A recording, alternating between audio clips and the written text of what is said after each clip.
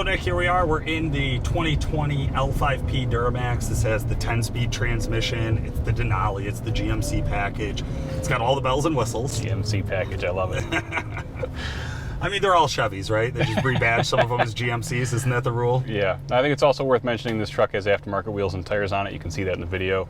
And a lot of our customers have that on the truck. It's so pretty standard. I feel like, leave them on, you know. Let's see let's see how it runs. Right away, I guess we'll start in a little bit different of an order on this one. The comfort on this one. It looks cleaner interior-wise. Like, obviously, I think the Ram has the nicer dash. I think we've talked about that pretty good at length. But, like, the rest of the surfaces you touch feel sharper in this truck for some reason. It's fairly similar, but I don't know. It's nice. It's clean. It's a bit more dated. I wish the display was a little bit bigger, but, you know, that's just to keep up with the Ram.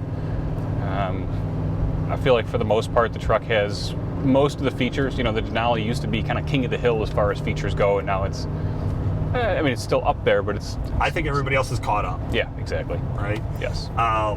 Comfort also comes into ride quality, so this will be the only truck that you can get with independent front suspension. That's always one of the big differences we talk about with the Duramax. Yep. We discussed that dually in the Cummins and how smooth the ride felt, and I'll tell you, just taking off right away, I'm not feeling a ton of like ride quality, the trade-off, right? The dually to the independent front suspension, which one matters more? I would say this truck is more plush than the Ram is. Yeah. I mean, just down the street, you know, our street that our shop's on is rough, and the truck feels plush now. I mean, you know, we don't even have a mile on it yet, but it feels more plush driving it. Yeah. It doesn't feel brocky or jumpy. You know, I've towed in a lot of vehicles that were way under spec for what we were pulling, and honestly, they're a nightmare. They feel like you're riding in a death trap, and this just doesn't. I mean, again, it's a 3/4 ton. It pulls it just fine. Yeah. I mean, I can tell the rear end. It feels a little more loose. The steering wheel feels a little more loose, I would say, and I think that's just because the rear end's moving around a little bit more than the dually. But I'm splitting hairs. Yeah. I don't mind the way the truck is running right now, and this is heavy. You know, we've talked about it. It's probably 22,000 pounds back there, so you can see it squat the truck. It definitely, you know, if I was to do it right, I'd probably back the tractor up on the trailer a little bit.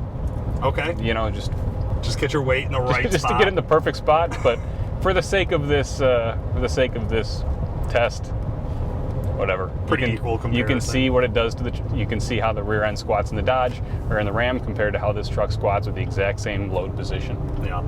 I will say what just kicked on is you hit your blinker and your turning camera is turned on. So the side view cameras turn on to kind of check you for early blind spots up in the front quarter. Yeah. Awesome feature. Such a stupid idea and so smart at the same time. I like that. Yeah, that's a nice feature. There's some other features that the Ram had that this truck doesn't have. That's the shift indicator, the gear indicator. Come on, GM. Like, show me what gear I'm in, goddammit. It's drive. I don't know what else you need to know. Yeah, I need to know, okay? I want to know, and I want to know what the torque converter clutch is doing too. So if you're already putting that icon on there, tell me what gear and tell me what the torque converter clutch is doing. God, that's nice, isn't it? Now, Edge Insight, we have a CTS3 in here, so the newest. Yeah. But traditionally, the CTS2 always showed us gear and torque converter lock in all of the GMs. Do you still get that in the L5P? Not on the L5P, not on the 2020. On the earlier L5Ps, you do. Okay, so the 6-speed, it's dialed come in. on, Edge. What the hell are you doing? Show me what gear I'm in and show me what the torque converter's doing. They've only added 4 gears. You just figure it out. Now, these things sound kind of minor, right? But again, as you're making a large investment into one of these trucks, all these little details end up mattering. And that's something I think that so often we overlook. Yeah. You know, when I talk to my wife about getting a new car, she's like, I really want a red one with a sunroof. I'm like, well, there's a few other things we should probably care about too, right? Like, sure, yes. Those are important. Yes. But this, like you said, this has quite a bit. It does give up some of it. What about the turbo brake? I know we talked about turbo braking on the Cummins. I was just going to say that. I thought this is an integrated turbo brake like the LMLs, isn't it? It is, yeah. It's integrated. It does not have the Cummins feature where it's auto versus on all the time. So if I let off the throttle, I have turbine braking on right now, exhaust brake they call it, on right now, and I'm kind of hovering over the brake pedal. I'm not feeling it downshift. I have tow haul on. I'm just not inspired by the turbo brake, and I had to stop fairly quickly for that last left-hand turn, and was expecting more contribution from the turbo brake. we'll drive it some more and see if we can find out, you know, where its happy place is, where it wants to kick in. But so far, I would say in the turbo brake department, I think the Ram is in front of the GM right now. And I might change on that, but right now I would say for sure. Sure. And I remember back in the older models of the GM vehicles, so the LML generation, you really didn't notice if you tapped the brakes, your exhaust brake kick on. Like, you really had to lean on it a little bit in factory form. Is exhaust braking a part of the tuning package? Is that one of the parameters that we kind of work our way into? Exhaust braking is very complex. It has to do with deceleration rates and brake pedal application percentages, and there's also probably a grade calculation in there, so what angle the truck is at on a grade.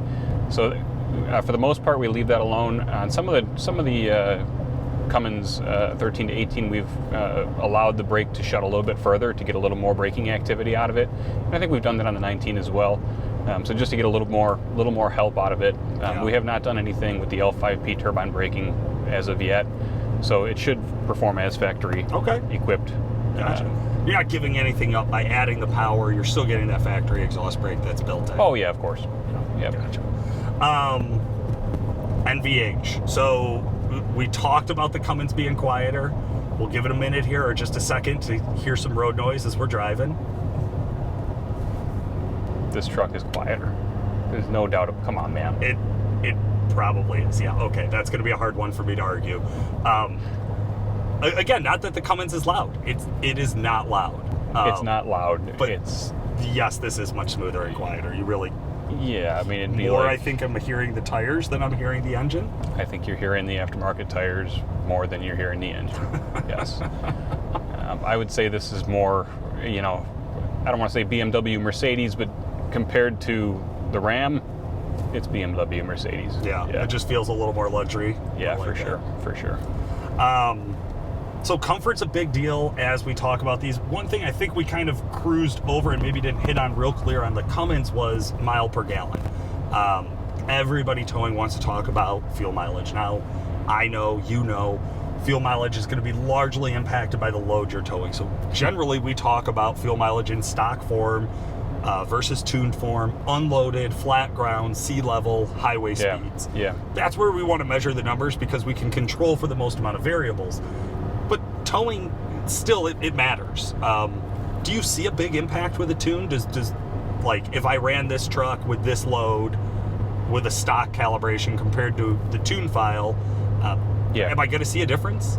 The difference is going to come from when you're able to grab that higher gear. So if the truck untuned was really struggling, and let's say in the Ram, let's say it's really running fifth gear basically all the time and then toggling down to fifth gear or fourth gear when it needs it.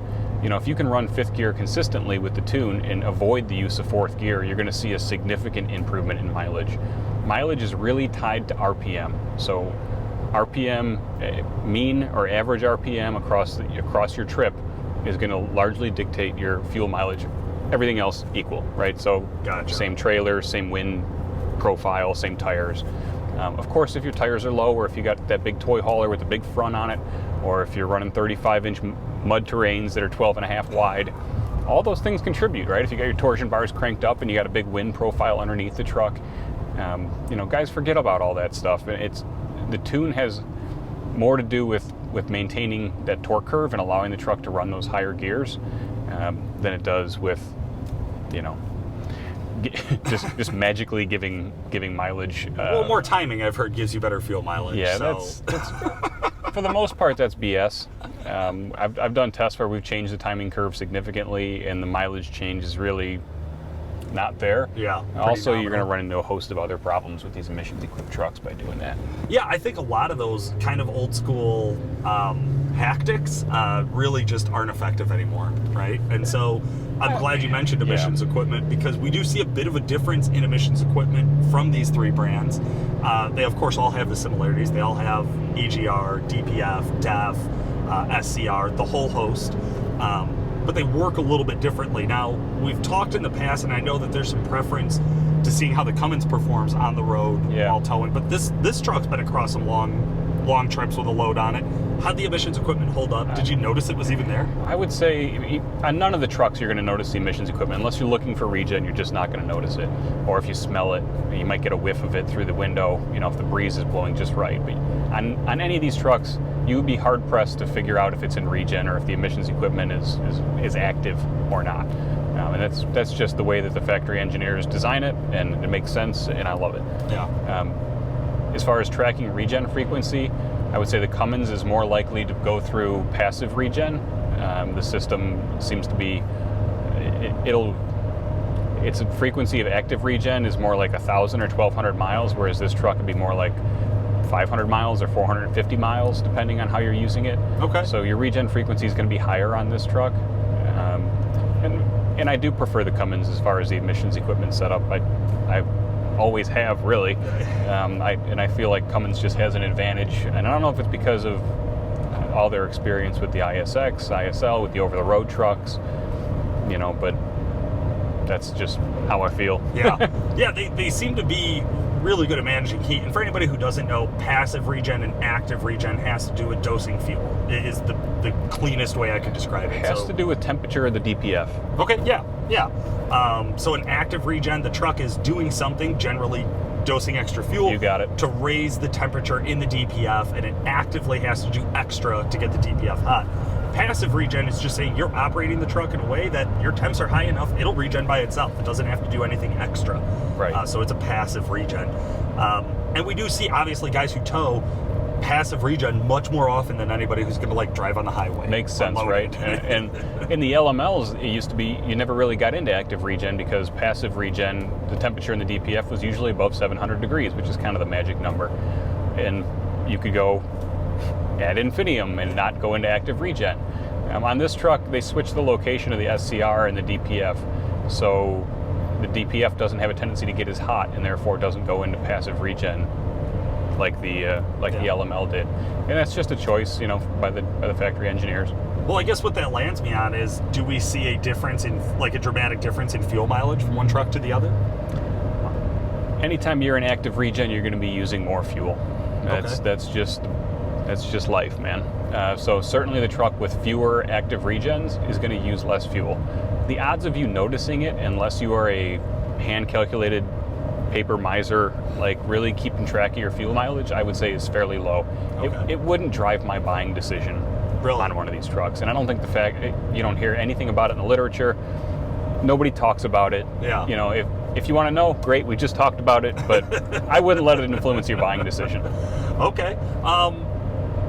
This truck and performance. So the barrier to entry for tuning has come down dramatically over time that the L5Ps have been out. It's actually to the point that I would call it reasonable now. Yeah. So it's much more likely that somebody would buy an L5P and go out and buy a tune for it while it's still under warranty.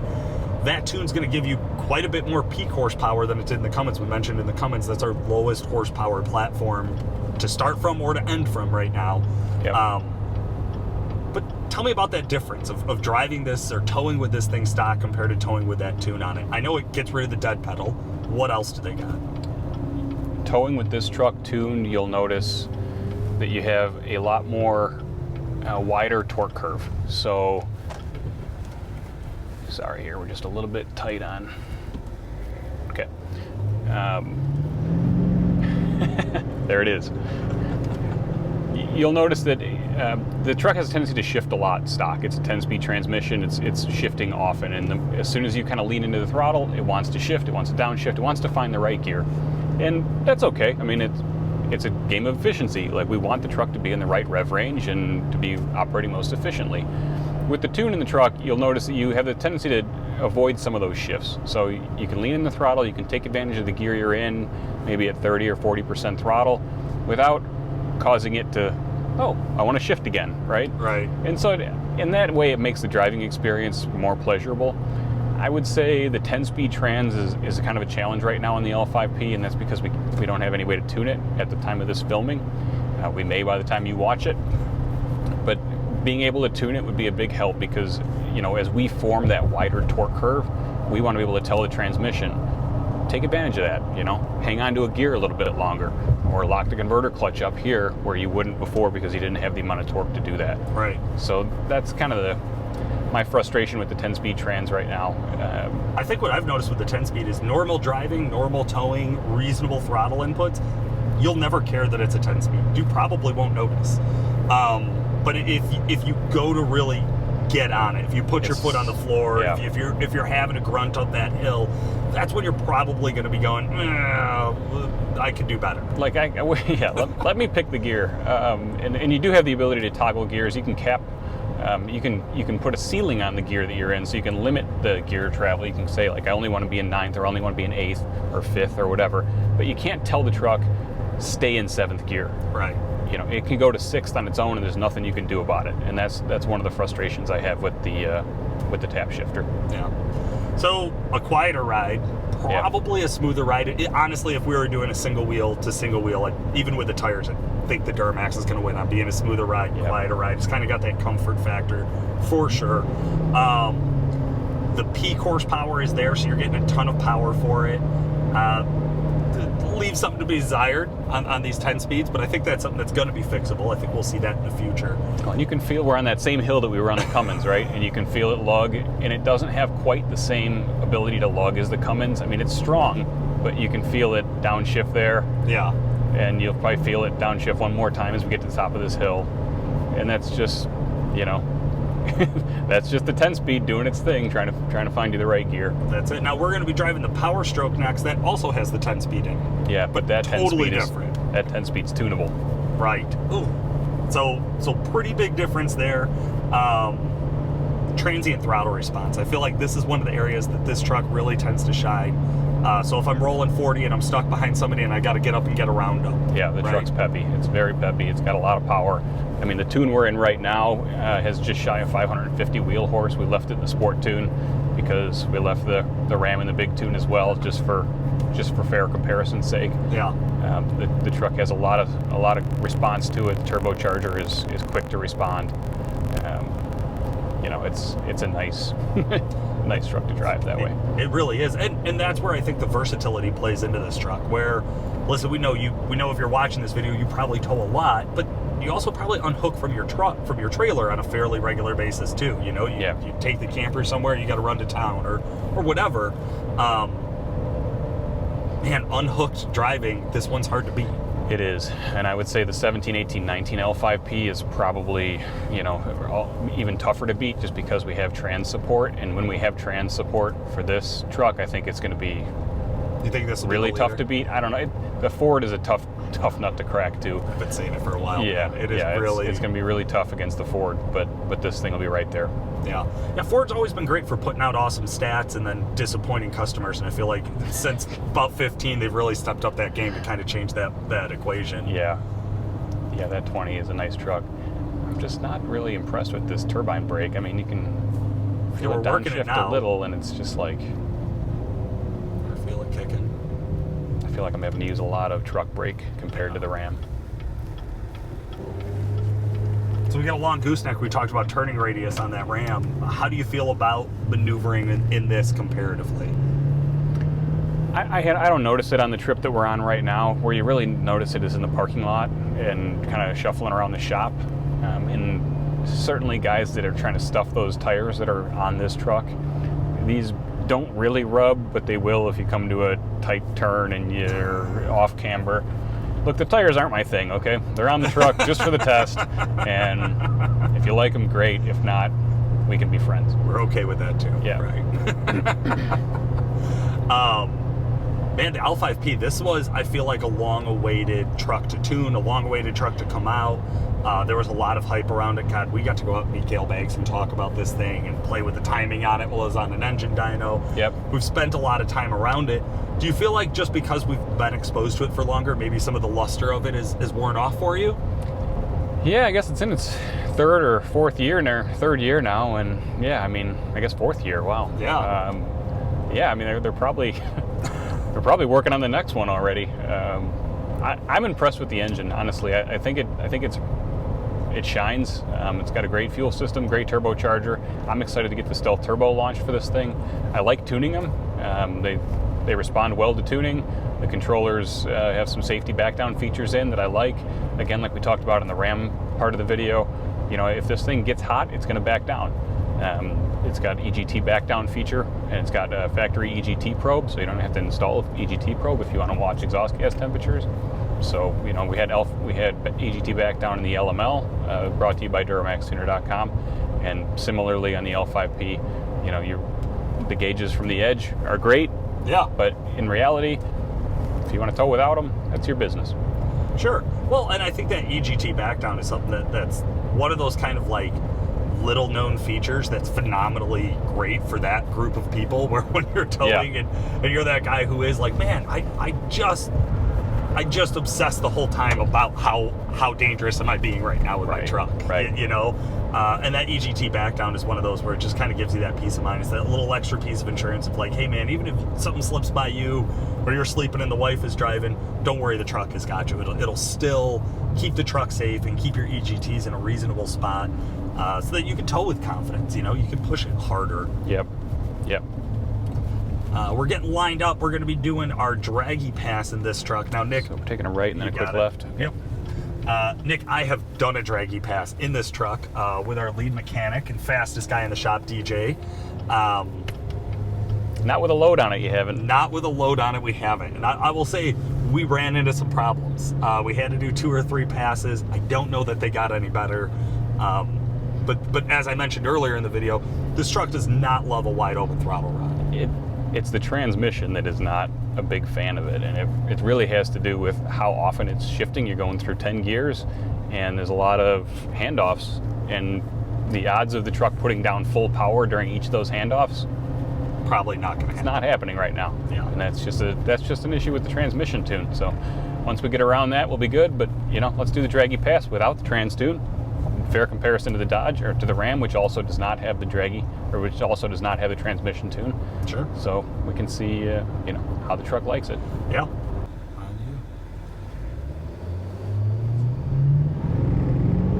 All right, Nick, we are doing the takeoff here in the L5P. We got the draggy going, so we're going to be able to have some comparison times between the 3 trucks at the same load, going down the same private road. Just tested to see what it really takes to get all the way up to 60 miles an hour. I know in an unloaded truck, again, guys, this is much quicker, but here we go. I mean, that's a lot of power we just put to it with a heavy load. We're at 30,000 gross at least, and that was full throttle with, you know, approaching 550 rear wheel horsepower, and you felt the shifts. I mean, it wasn't like a turbo 400, but there was nothing violent about it. It was smooth. You know, you felt the defuel on each shift. You felt the truck come back and pull. Torque converter clutch stayed locked up. I mean, it was fine. No EGT back down warnings There's no audible warning, but I can see the fuel rate fluctuating against the temperature. Right. Which makes sense. I mean, that's what it's designed to do. Yeah. Man, what a... I don't want to say it was surprising that the L5P has done well, because I don't think it was surprising, right? Again, I think of these things as like, all of these trucks are pretty similar in price. I know there's some differences, but I think you're splitting hairs based on like options and packages. So you could spend about the same amount of money on any one of these 3 brands. You would expect that means that you would get similar performance out of them. And I think overall you do. I think you could tow the load with any of these 3 trucks, right? Yeah. But what are going to be some of the features that you really care about? What are going to be some of the things that you really think make this one shine over the next one? Where do you think the L5P stands out? What do you think is some of the coolest features that this truck offers that the others just don't? I think for the guy who's towing or using the truck for truck things, I think the 10-speed trans is an asset.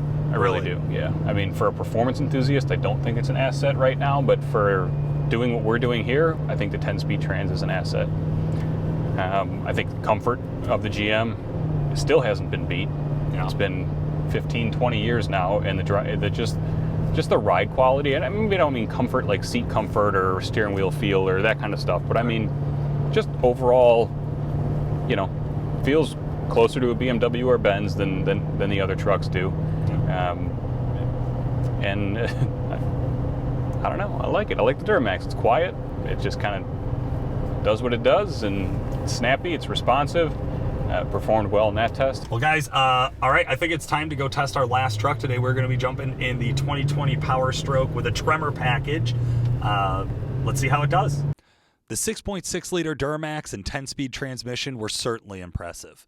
Make sure you subscribe and like our channel so you can see our next ride-along in the 2020 F250 with a tremor package powered by the 6.7-liter Power Stroke.